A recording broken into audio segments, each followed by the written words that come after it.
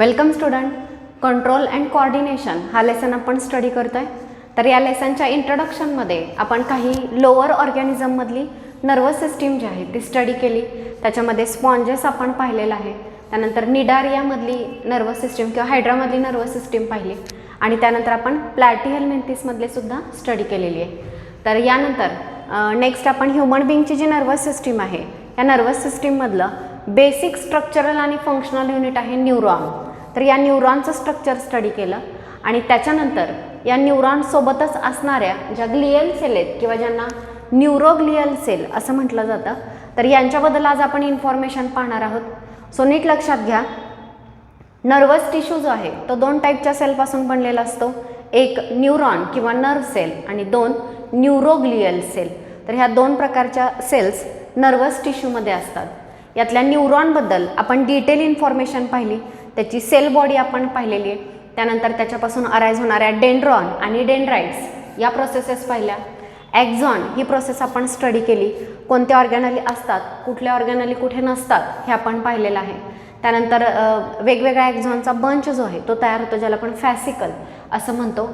याच्यामध्ये एंडोन्युरियम, पेरिन्युरियम, इपिन्युरियम असे वेगवेगळे कनेक्टिव्ह टिश्यूचे कव्हरिंगसुद्धा आपण पाहिलेले आहेत. यानंतर न्यूरोग्लियल सेल काय आहे आणि ह्या न्यूरोग्लियल सेलचे वेगवेगळे टाईप आपल्या सेंट्रल नर्वस सिस्टीममध्ये आणि पेरिफेरल नर्वस सिस्टीममध्ये पाहायला मिळतात. तर त्या सगळ्या टाईपच्या सेल, त्यांचं स्ट्रक्चर आणि फंक्शन आपण स्टडी करणार आहोत. सो सगळ्यात फर्स्ट न्यूरोग्लियल सेल काय आहेत बघा. So see neuroglial cell, these are large in number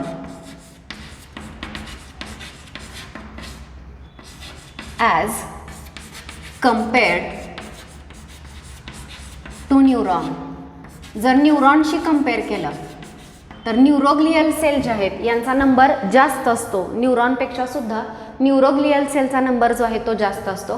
त्यानंतर second thing, these are the supportive cell. Supportive cell of our nervous system. आपल्या नर्वस सिस्टीममधल्या ह्या सपोर्टिव्ह सेल आहेत, न्यूरॉन्सना वेगवेगळ्या फंक्शनमध्ये सपोर्ट करणाऱ्या, हेल्प करणाऱ्या सेल्स आहेत. So neuroglial cell are the supportive cell. Next, they are derived from same germinal layer from where neuron also arise. So neuron ज्या जर्मिनल लेअरपासून अराईज होतात त्याच लेअरपासून या न्यूरोग्लियल सेल अराईज झालेल्या असतात. मग न्यूरॉन कोणत्या जर्म लेअरपासून अराईज झालेले आहेत तर ectoderm. So they are derived from the ectoderm. Ectoderm या जर्मिनल लेअरपासून या ज्या न्यूरॉन आहेत त्या डिराइव्ह झालेल्या आहेत. And neuroglial sale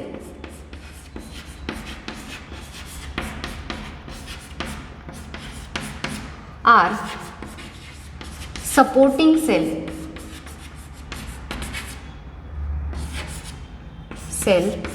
of central nervous system and peripheral nervous system. मुलांना कंट्रोल अँड कोऑर्डिनेशन हा लेसन स्टडी करत असताना प्रत्येक स्टेटमेंट आणि प्रत्येक स्टेटमेंटमधले इम्पॉर्टंट वर्ड तुम्हाला त्यांचं मिनिंग, ती कन्सेप्ट क्लिअर झालेली असली पाहिजे, तर हा लेसन तुम्हाला समजणार आहे. इथं बरीच नवीन नेम जे आहेत ते तुमच्यासमोर येतील. हे जर नेम आपल्याला समजले नाहीत, त्यांचं नक्की काय म्हणणं आहे, त्याचं मिनिंग काय आहे हे जर आपल्याला कळलं नाही तर हा टॉपिक जो आहे तो डिफिकल्ट वाटायला लागतो. सो त्यासाठी सुरुवातीलाच सांगते की प्रत्येक कन्सेप्ट नीट समजून घ्या. तर न्यूरोग्लियल सेल आपण पाहतोय. न्यूरोग्लियल सेलबद्दल जनरल इन्फॉर्मेशन दिली आहे. So these are the they are present large in number as compare to neuron.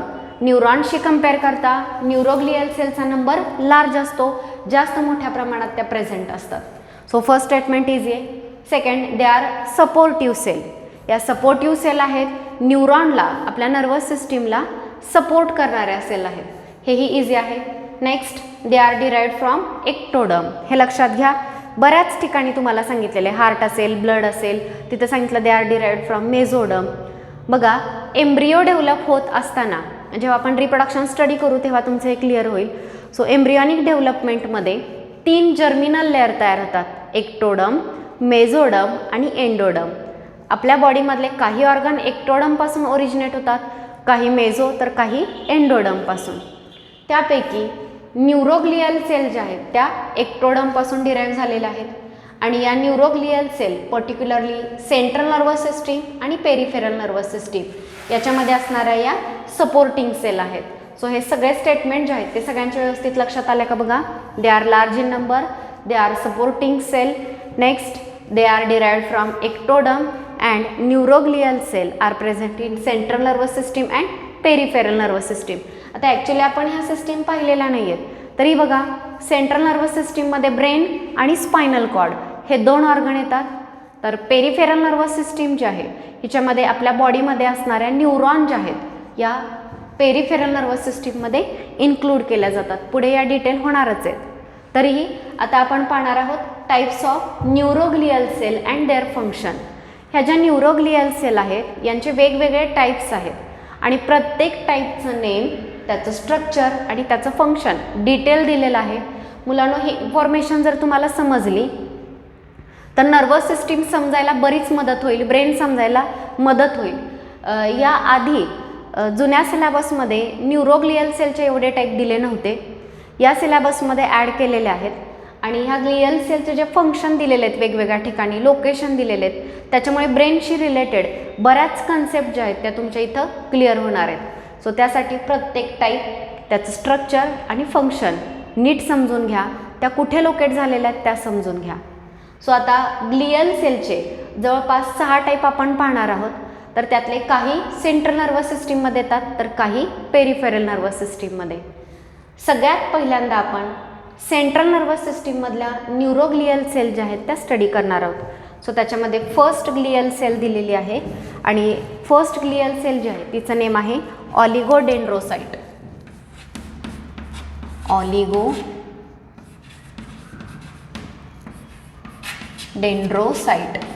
So oligodendrocyte he first glial sale किंवा न्यूरोग्लियल सेल जी आपल्या सेंट्रल नर्वस सिस्टीममध्ये प्रेझेंट आहे. सेंट्रल नर्वस सिस्टीम म्हणजे brain आणि spinal cord, याच्यामध्ये ही glial sale locate झालेली आहे. Structure या ठिकाणी दिलेलं आहे. ही ऑलिगोडेंड्रोसाइट ही सेल आहे आणि ही दुसऱ्या एका न्यूरॉनचा नर्व सेल जी आहे आपली, तर तिचा ॲक्झॉन जो आहे तो या ठिकाणी दाखवलेला आहे. आपण डिटेल्स हिचे पाहणार आहोत. हिचं ह्या न्यूरॉनला कसा सपोर्ट होतो, कसा तिचा रोल आहे ते आपण पाहणार आहोत. सो बघा, न्यूरोग्लियल सेलच्या टाईपमधला फर्स्ट टाईप आहे ऑलिगोडेंड्रोसाइट. ही कुठे प्रेझेंट आहे? सेंट्रल नर्वस सिस्टीम म्हणजे ब्रेन आणि स्पायनल कॉर्डमध्ये प्रेझेंट आहे. हे तिचं स्ट्रक्चर दिलेलं आहे. आता हिचं मेन फंक्शन जे आहे ते काय आहेत बघा. So it has few branches.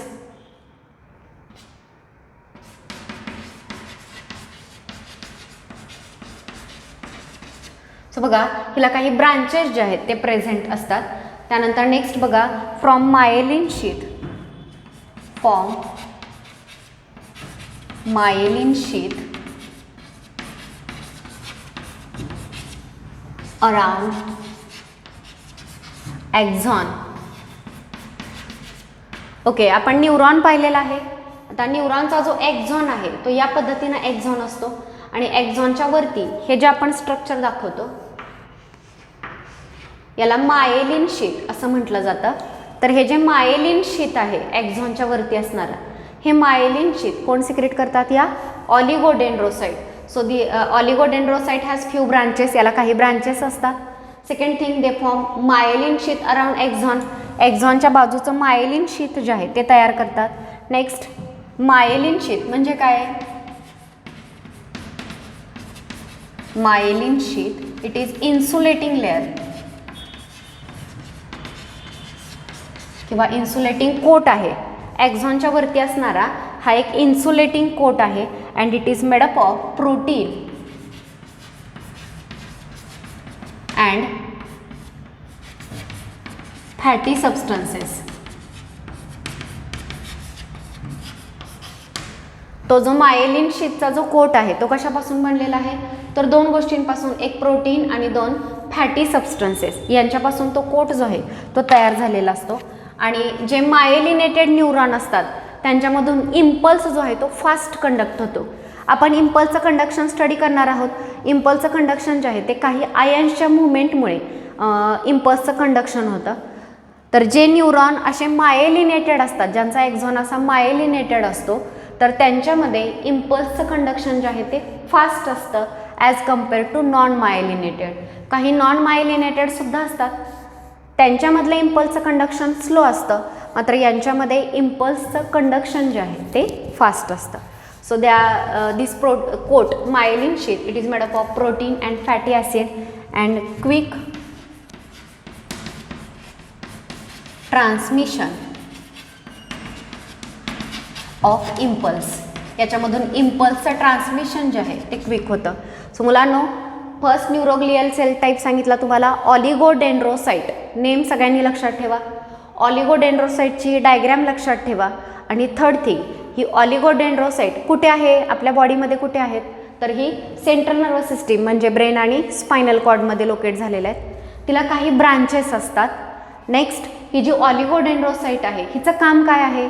It forms myelin sheath around the axon. एक्झॉनच्या बाजूचं जे कव्हरिंग आहे, कोट जो आहे तो तयार करते. एक्झॉन लक्षात आलाय का? न्यूरॉनचा जो एक्झॉन आहे त्याच्या बाजूला.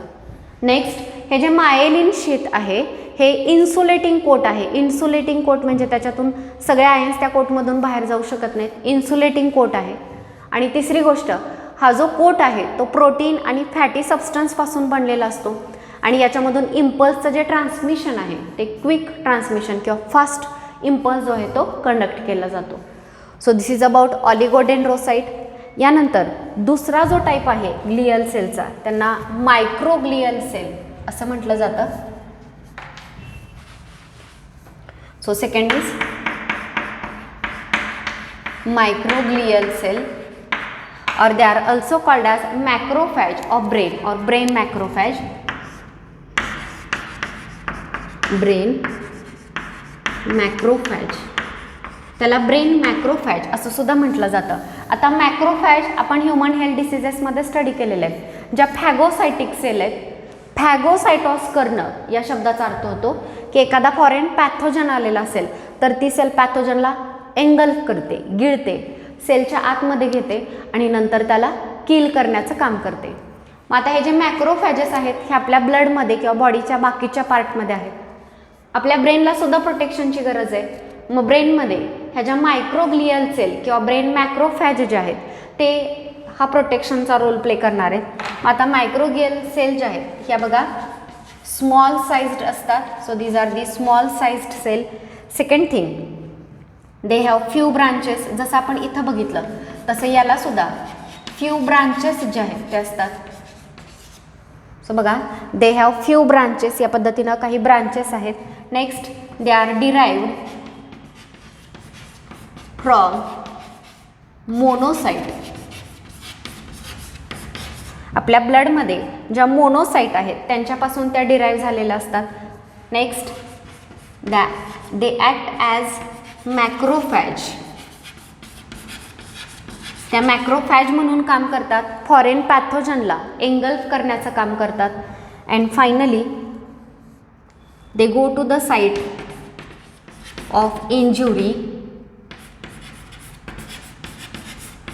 Dead neuron, cell debris. बघा, ह्या ज्या स्मॉल साईजच्या सेल आहेत ज्यांना काही ब्रांचेस आहेत ह्या ब्लडमध्ये असणाऱ्या मोनोसाईटपासून डिराईव्ह झालेल्या असतात. आणि या ज्या सेल्स आहेत या सेल्स मॅक्रोफॅज म्हणून काम करतात किंवा पॅथोजनला किल करण्याचं काम करत असतात. Okay, so they are derived from the monocyte in the blood. ब्लडमधल्या मोनोसाईटपासून डिराईव्ह होत आहेत, मॅक्रोफॅज म्हणून काम करत आहेत. आणि पर्टिक्युलरली ज्या ठिकाणी इंजुरी झालेली आहे तर त्या इंजुरीच्या साईटला किंवा डेड न्यूरॉन असतील तर त्या न्यूरॉन, सेल डेब्रिस हे सगळं एंगल्फ करून ते न्यूट्रलाइज करण्याचं काम या मॅक्रोफॅज करतात.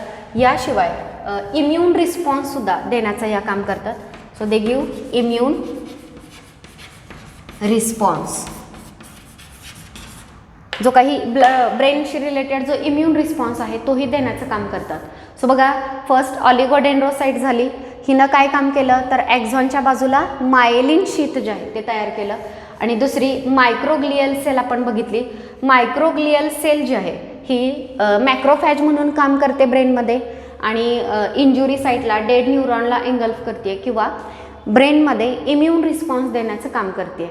ओके, त्यानंतरची नेक्स्ट सेल जी आहे तिचं नेम आहे ॲस्ट्रोसाइट.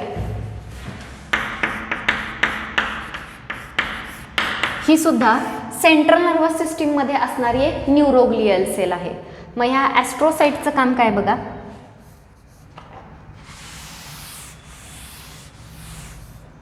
First, these are star shaped. Astros means star.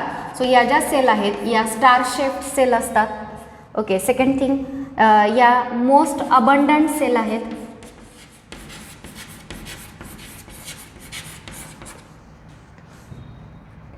Secretion and absorption of neurotransmitter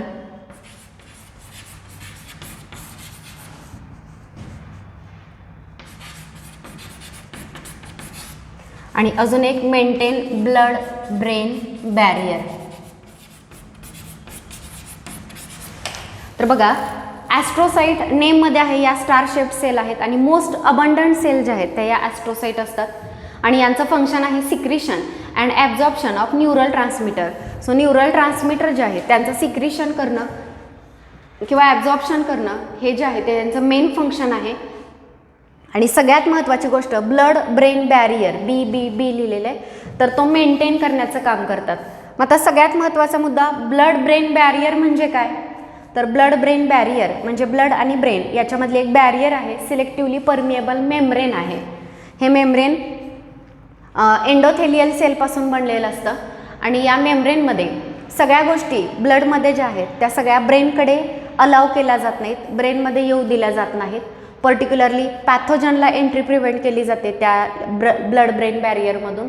second thing, solutes असतील किंवा हायड्रोफिलिक मॉलिक्यूल जे आहेत लार्ज साईजचे ते सुद्धा ब्रेनमध्ये येऊ दिले जात नाहीत, हायड्रोफोबिक मॉलिक्यूल येऊ दिले जातात. तर या पद्धतीनं ब्लड ब्रेन बॅरियर जो आहे तो काही गोष्टी ब्रेनपर्यंत अलाव करतो, परमिएबल मेम्ब्रेन आहे, काही गोष्टी तो एंट्री प्रिव्हेंट करतो. तर या ज्या ॲस्ट्रोसाइट आहेत ते या ब्लड ब्रेन बॅरियर मेंटेन करतात, त्याला ते हेल्प करत असतात. सो सेंट्रल नर्वस सिस्टीममध्ये असणाऱ्या 3 न्यूरोग्लियल सेल पाहिल्या आपण. फर्स्ट ऑलिगोडेंड्रोसाइट, 2 मायक्रोग्लियल सेल किंवा ब्रेन मॅक्रोफॅज आणि 3 ॲस्ट्रोसाइट. तिन्हीचीही कामं वेगवेगळी आहेत. ऑलिगोडेंड्रोसाइट ॲक्झॉनच्या बाजूला मायलिन शीथ तयार करतात. मायक्रोग्लियल सेल ह्या ब्रेन मॅक्रोफॅज आहेत, इम्युन रिस्पॉन्स देतात, पॅथोजनला एंगल्फ करतात. आणि ॲस्ट्रोसाइट ज्या आहेत या cell particularly neural transmitter release करणं, ॲब्झॉर्ब करणं आणि ब्लड ब्रेन बॅरियर मेंटेन करणं यासारखी कामं करतात. सो न्यूरोग्लियल सेल ज्या न्यूरॉनला सपोर्ट करणाऱ्या ज्या सेल आहेत याचे बरेच टाईप आहेत. तर यापैकी 3 टाईप आपण कंप्लीट केले, ऑलिगोडेंड्रोसाइट, त्यानंतर मायक्रोग्लियल सेल आणि थर्ड ॲस्ट्रोसाइट. यानंतरचे नेक्स्ट टाईप जे आहेत ते काय आहेत बघा.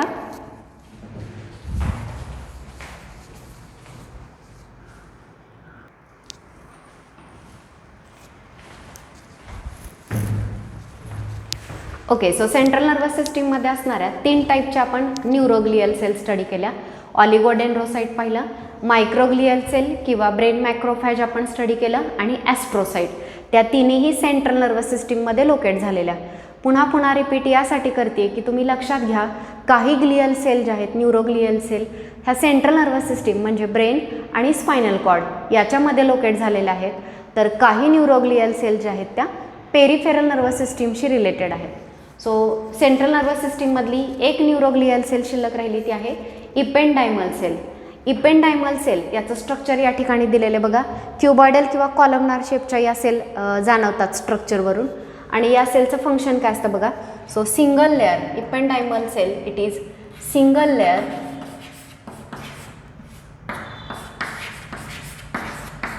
ऑफ क्युबॉइडल और कॉलमनार सेल. क्युबॉइडल किंवा कॉलमनार सेलचा हा सिंगल लेअर आहे किंवा सिंगल लेअर जो आहे तो प्रेझेंट असतो. Next, these are ciliated epithelial cell. ह्या सिलिएटेड इपिथेलियल सेल्स आहेत. आणि नेक्स्ट थिंग, त्यांचं मेन फंक्शन असतं प्रोडक्शन. त्याआधी यांचं लोकेशन बघा. They are present in the lining of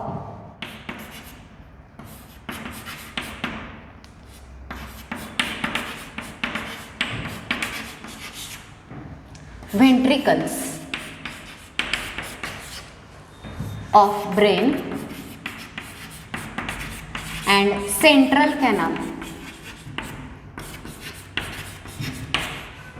in spinal cord.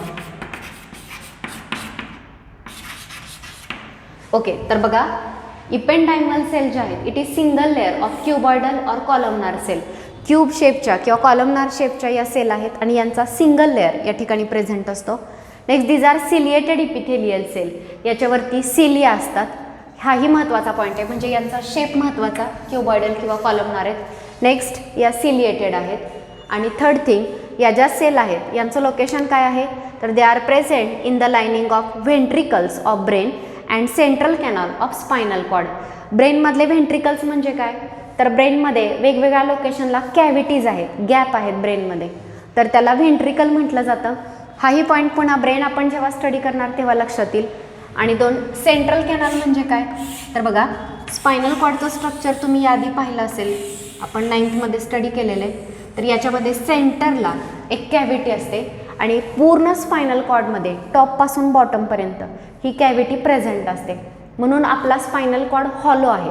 Non कॉर्डेटमध्ये त्यांचा नर्व कॉर्ड सॉलिड असतो, तर आपला हॉलो आहे कारण मध्ये पोकळी आहे, ओके, कॅव्हिटी आहे, त्याला सेंट्रल कॅनल म्हटलं जातं. सो मुलांना या ज्या इपेंडायमल सेल आहेत त्या ब्रेनमधल्या व्हेंट्रिकल जे गॅप आहेत त्यांच्या लाइनिंगला किंवा स्पायनल कॉर्डमध्ये जो सेंट्रल कॅनल आहे त्याच्या लाइनिंगला प्रेझेंट असतात. मग याचं या ठिकाणी फंक्शन काय असतं, तर ब्रेनमधले गॅप असतील किंवा हा सेंट्रल कॅनल असेल, हे एका फ्लुइडनी भरलेले आहेत, त्याला सेरेब्रोस्पायनल फ्लुइड असं म्हटलं जातं. तर हे सेरेब्रोस्पायनल फ्लुइड प्रोड्यूस करणं आणि प्रोबॅबली ते जे सिलिया आहेत त्या सिलियरी मुवमेंटमुळे ते सर्क्युलेट करणं, ही दोन्ही कामं ह्या इपेंडायमल सेल करतात. सो बघा, production of CSF cerebrospinal fluid and circulation of CSF probably दिलेले. सो प्रोडक्शन करतातच, सेरेब्रोस्पायनल फ्लुइड तयार करतातच आणि प्रोबॅबली याचं सर्क्युलेशनसुद्धा ते कॅरी आउट करत असतात. तर बघा इपेंडायमल सेल या कॉलमनार किंवा क्युबॉइडल सेलचा सिंगल लेअर आहे ज्याच्या अप्पर लाइनिंगला सिलिया प्रेझेंट असतात. याचं मेन लोकेशन आहे ब्रेनमध्ये असणारे व्हेंट्रिकल्स, व्हेंट्रिकलच्या लाइनिंगला. ब्रेनमधल्या कॅव्हिटींना व्हेंट्रिकल म्हणायचं. तर स्पायनल कॉर्डमध्ये जी सेंटरला कॅव्हिटी आहे तिला सेंट्रल कॅनल म्हटलं जातं.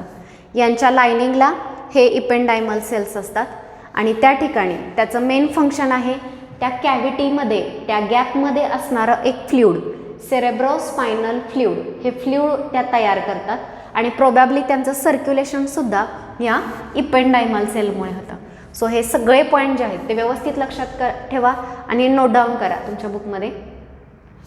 यानंतर नेक्स्ट आपण पाहणार आहोत Schwann cell.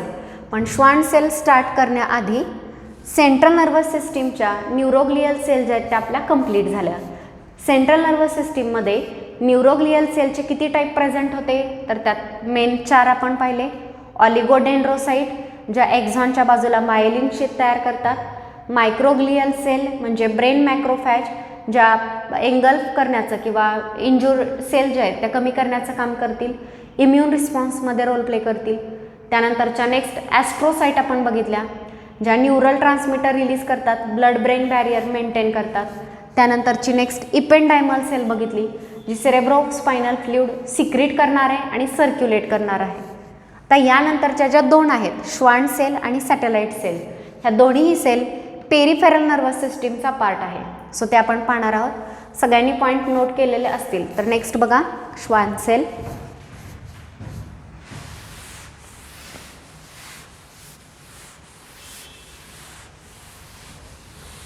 So see, these are the most abundant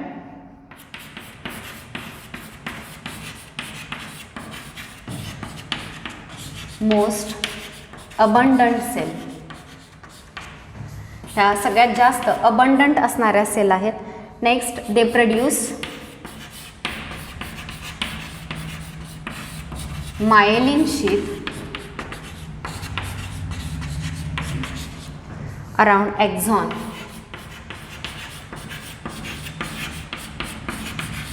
हां, मायलिन शीथ तयार करण्याचं काम ऑलिगोडेंड्रोसाइटने सुद्धा केलं होतं, पण त्या फक्त ब्रेनमध्ये असणारे जे न्यूरॉन आहेत त्यांच्या ॲक्झॉनच्या बाजूला मायलिन शीट तयार करतात. तर या ज्या आहेत श्वान सेल या पेरिफेरल नर्वस सिस्टीममधले न्यूरॉन. पेरिफेरल नर्वस सिस्टीम म्हणजे पूर्ण बॉडीमध्ये आपल्या न्यूरॉनचं नेटवर्क जे आहे ते स्प्रेड झालेलं आहे. तर त्या न्यूरॉनच्या ॲक्झॉनच्या बाजूला मायलिन शीट तयार करण्याचं काम कोण करणार आहेत? या श्वान सेल. तर या श्वान सेल आहेत, हे नेम बऱ्याच वेळा तुम्हाला पाहायला मिळेल. तर हे मायलिन शीट पेरिफेरल नर्वस सिस्टीममधल्या ॲक्झॉनच्या बाजूला मायलिन शीट तयार करतात. आणि शेवटची आहे ती म्हणजे सॅटेलाइट. सॅटेलाइट जे आहे they support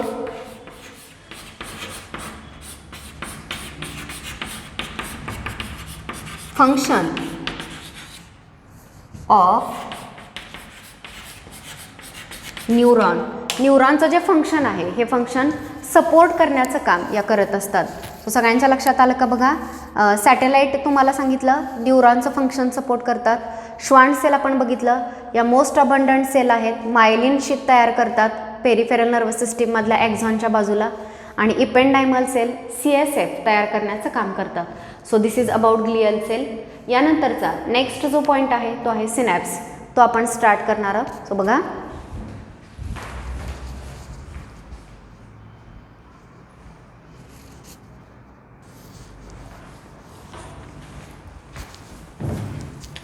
so neuroglial sale आणि नर्व सेल हे दोन मेन टाईप नर्व टिश्यूचे स्टडी केल्यानंतर किंवा नर्व टिश्यूमधल्या मेन 2 टाईपच्या सेल स्टडी केल्यानंतर नेक्स्ट आपण सिनॅप्स हा पॉईंट स्टडी करणार आहोत.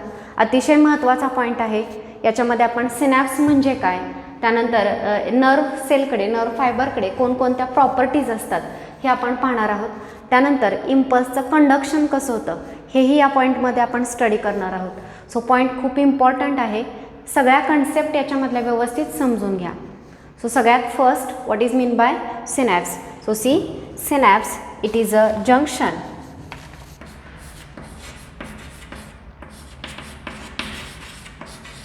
between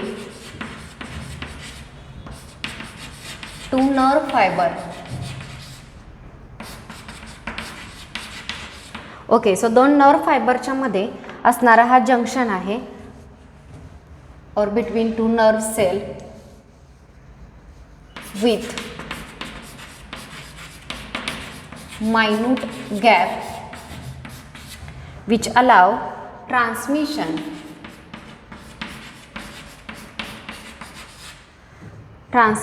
of impulse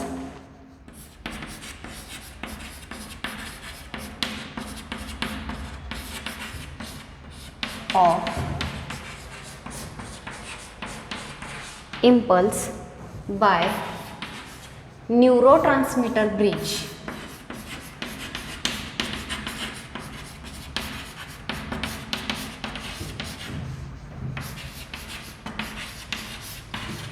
बघा, सिनॅप्स जो आहे हे जंक्शन आहे 2 नर्व फायबरच्या मध्ये असणारं. समजा ही एक नर्व फायबर आहे, तिचा हा एंड आहे आणि यानंतर ही दुसरी नर्व फायबर या ठिकाणी स्टार्ट होते.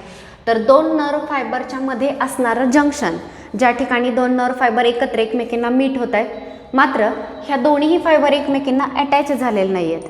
ह्या 2 फायबरच्या मध्ये मायन्यूट एकदम स्मॉल गॅप असतो आणि हा जो गॅप आहे ह्या गॅपमधून हिच्याकडे असणारा जो नर्व इम्पल्स आहे तो तिच्याकडून नेक्स्ट न्यूरॉनकडे जाणार आहे. जाताना या गॅपमधून तो इम्पल्स जाणार आहे आणि हा जो जाताना गॅप जो आहे ह्या गॅपमध्ये केमिकल सिक्रेट केले जातात ज्याला न्यूरो ट्रान्समीटर असं म्हटलं जातं. आणि त्या न्यूरो ट्रान्समीटरच्या माध्यमातून या न्यूरॉनमधला इम्पल्स या न्यूरॉनकडे सेंड केला जाणार आहे. सो नीट समजून घ्या, सिनॅप्स जंक्शन आहे बिटवीन 2 न्यूरॉन. 2 न्यूरॉनचं जंक्शन मीटिंग पॉईंट आहे, पण ह्या 2 न्यूरॉन डायरेक्टली एकमेकींना अटॅच झाल्या का? नाही, त्यांच्यामध्ये मायन्यूट गॅप आहे. मग मायन्यूट गॅप जरी असला तरी या न्यूरॉनचा इम्पल्स या न्यूरॉनपर्यंत कसा जाईल? तर त्या 2 न्यूरॉनमध्ये जो गॅप आहे, जो सिनॅप्स आहे, त्या सिनॅप्समध्ये न्यूरो ट्रान्समीटर रिलीज केला जातो. न्यूरो ट्रान्समीटरचा ब्रिज तयार केला जातो. म्हणजे एखादी नदी आहे तुम्हाला पास करायची आहे, तर वरती ब्रिज आहे, त्या ब्रिजवरून तुम्ही ती पास करणार आहात. तसं इथला इम्पल्स इथपर्यंत पोहोचवायचा आहे, त्यासाठी या गॅपमध्ये ब्रिज तयार केला जातो न्यूरो ट्रान्समीटरचा आणि त्याच्या माध्यमातून इम्पल्स दुसऱ्या न्यूरॉनकडे पोहोचवला जातो. सो सिनॅप्समध्ये तुम्हाला काय काय लक्षात ठेवायचे, काय काय समजलं synapse it is junction between two nerve fibre, दोन नर्व फायबरमधला हा जंक्शन आहे with minute gap.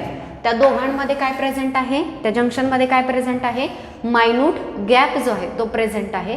And this minute gap allow transmission of impulse, एका न्यूरॉनमधला इम्पल्स दुसऱ्या न्यूरॉनकडे ट्रान्समिट केला जातो with the help of neurotransmitter bridge. न्यूरोट्रान्समीटरच्या मदतीनं जो या सिनॅप्समध्ये रिलीज केलेला आहे त्याच्या मदतीनं इम्पल्स ट्रान्समिट केला जातो. सो फायनली एकदा रिपीट करते, synapse it is junction between two nerve fibre with minute gap in between them which allow transmission of impulse. ह्या गॅपमधून इम्पल्स ट्रान्समिट केला जातो एका फायबरकडून दुसऱ्या फायबरकडे. आणि ट्रान्समिट करताना कोणाची हेल्प घेतली जाते, तर न्यूरोट्रान्समीटर नावाच्या केमिकलची, जो या गॅपमध्ये रिलीज केला जातो. So this is about synapse. सिनॅप्सचं मिनिंग आधी समजून घ्या, मग डेफिनेशन लक्षात ठेवा. सिनॅप्स इज जंक्शन, दोन नर्व फायबरमधला. ह्या दोन नर्व फायबरमध्ये गॅप आहे मायन्यूट, त्याला आपण सिनॅप्स म्हणतोय. आणि या गॅपमधून इम्पल्स, एका नर्व फायबरचा इम्पल्स दुसऱ्याकडे जाणार आहे आणि जाताना त्या गॅपमध्ये काय रिलीज केलं जाणार आहे, न्यूरोट्रान्समीटर. याने रिलीज केलेला न्यूरोट्रान्समीटर दुसऱ्या न्यूरॉनला बाइंड होईल आणि इम्पल्स ह्या दुसऱ्या न्यूरॉनमध्ये येणार आहे. सो न्यूरोट्रान्समीटरच्या मदतीनं इम्पल्स जो आहे तो एका न्यूरॉनकडून दुसऱ्या न्यूरॉनकडे सेंड केला जातो. So this is about synapse. यानंतर नेक्स्ट आपण पाहणार आहोत प्रॉपर्टीज ऑफ नर्व फायबर. आपल्या बॉडीमध्ये ज्या सेल आहेत त्या सेलपेक्षा या नर्व फायबरकडे काही वेगळ्या प्रॉपर्टीज असतात, ज्या प्रॉपर्टीजमुळे ते त्यांचे फंक्शन जे आहेत ते इम्पल्स जनरेट करणं, कंडक्ट करणं, डिसिजन, ह्या सगळ्या गोष्टी ज्या आहेत त्या कॅरी आउट केल्या जातात. सो यासाठी वेगळ्या प्रॉपर्टीज कोणत्या आहेत बघा. Next, properties of nerve fibre. Nerve फायबरकडे कोणकोणत्या प्रॉपर्टीज आहेत, तर त्याच्यामध्ये फर्स्ट आहे excitability.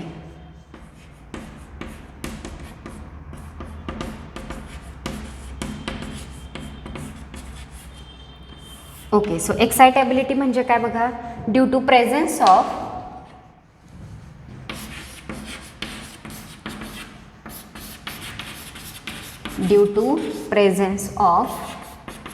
polarized membrane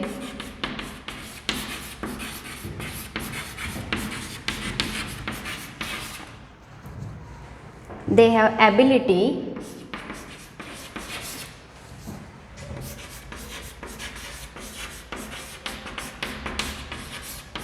to perceive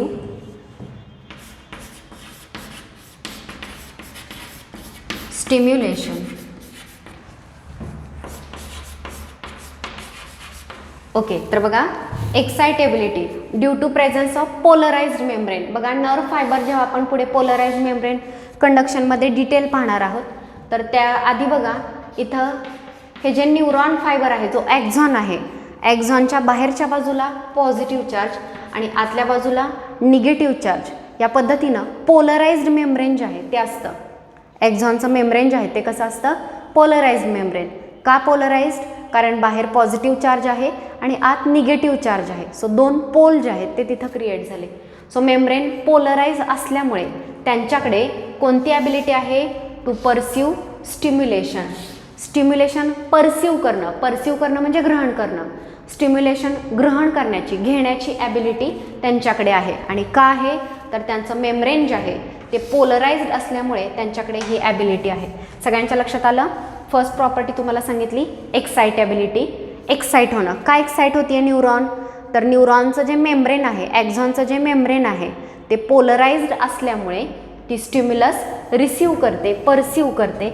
आणि स्टिम्युलस परसिव्ह केल्यानंतर it enters in excited state और इन स्टेट ऑफ ॲक्टिव्हिटी.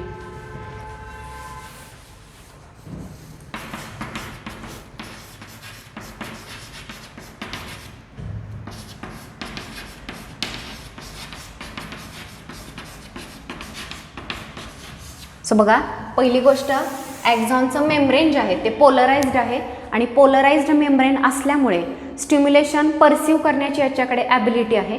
आणि स्टिम्युलेशन परसिव्ह केल्यानंतर ती जी सेल आहे ती ॲक्टिव्ह स्टेटमध्ये एंटर करते किंवा ॲक्टिव्हिटी करते. नेक्स्ट आहे कंडक्टिव्हिटी, दुसरी प्रॉपर्टी तिची कंडक्टिव्हिटी. बघा मुलांनो, पहिल्यांदा एन्व्हायरमेंटमधला रिस्पॉन्स स्टिम्युलाय परसिव्ह करता आला, ग्रहण करता आला. तर एका न्यूरॉननी तो स्टिम्युलाय रिसीव्ह केलेला आहे, परसिव्ह केलेला आहे. हा स्टिम्युलाय नेक्स्ट न्यूरॉनकडे सेंड करता येणं, याला म्हणायचं कंडक्टिव्हिटी. तर कंडक्टिव्हिटी बघा, ability of transmission of excitability. एका न्यूरॉनची एक्साइटेबिलिटी जी आहे ती दुसऱ्या न्यूरॉनकडे कंडक्ट करता येणं, दुसऱ्या न्यूरॉनकडे सेंड करता येणं, याला म्हटलं जातं कंडक्टिव्हिटी. सो एक्साइटेबिलिटी म्हणजे काय, तर एक स्टिम्युलाय, एन्व्हायरमेंटमधला स्टिम्युलाय, मग पिनप्रिक होणं हा एक स्टिम्युलाय आहे. तर तो न्यूरॉन काय करू शकतो, रिसीव्ह, परसिव्ह करू शकतो तो स्टिम्युलाय. आणि ती न्यूरॉन स्टिम्युलाय परसिव्ह केल्यानंतर ॲक्टिव्ह होते, तर त्याला एक्साइटेबिलिटी म्हटलं जातं, न्यूरॉन एक्साइट होणं. त्यानंतर तिच्याकडे आलेला जो काही इम्पल्स आहे, तिच्याकडची जी एक्साइटेबिलिटी आहे ती नेक्स्ट न्यूरॉनकडे तिला ट्रान्समिट करता येते, देता येते, याला म्हटलं जातं कंडक्टिव्हिटी. सो या स्पेशलाइज प्रॉपर्टी आहेत ज्या फक्त आपल्या नर्व सेलकडे आहेत, बॉडीच्या बाकीच्या सेलकडे या प्रॉपर्टीज नसतात. त्यानंतर नेक्स्ट आहे stimulation.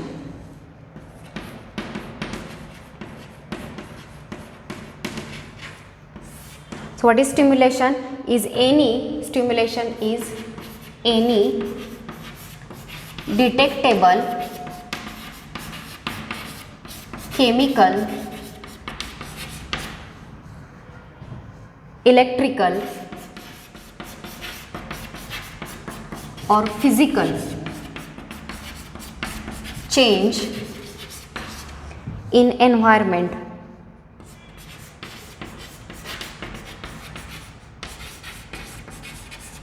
which may be or which bring about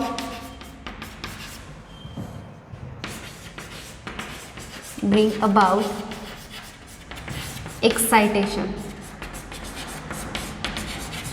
बघा, स्टिम्युलेशन म्हणजे एन्व्हायरमेंटमध्ये होणारा कोणताही डिटेक्टेबल, जो डिटेक्ट करता येऊ शकतो, न्यूरॉन त्याला डिटेक्ट करू शकतात, असा detectable chemical, electrical, physical change. Okay, for example अचानक अंधारून येणं, अंधार पडणं, हा आपल्या एन्व्हायरमेंटमध्ये झालेला एक फिजिकल चेंज आहे.